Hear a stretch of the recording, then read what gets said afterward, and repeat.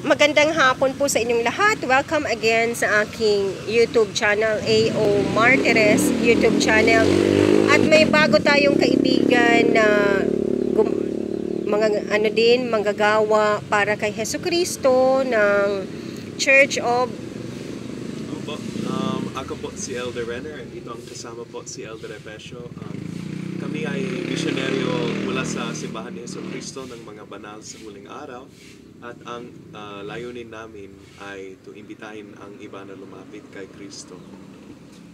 Ayun, napaka timely po itong dalawang brother na ito na tinitreat ko na sila talaga na bagong kaibigan kasi kamamatay lang ng ating bantay dito na I consider them as part of the family din. Si Maruha, yung ating dog, nasagasaan po sa may kalsada.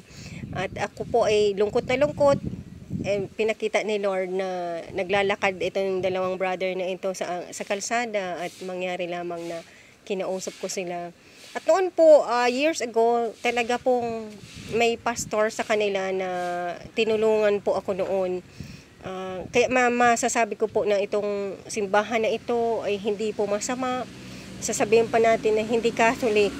Meron po talaga silang mga gawain na sang-ayon sa kagustuhan ni Jesus Christ na tumulong kahit sino pa man po yan, whether magjo-join sa community nila or hindi.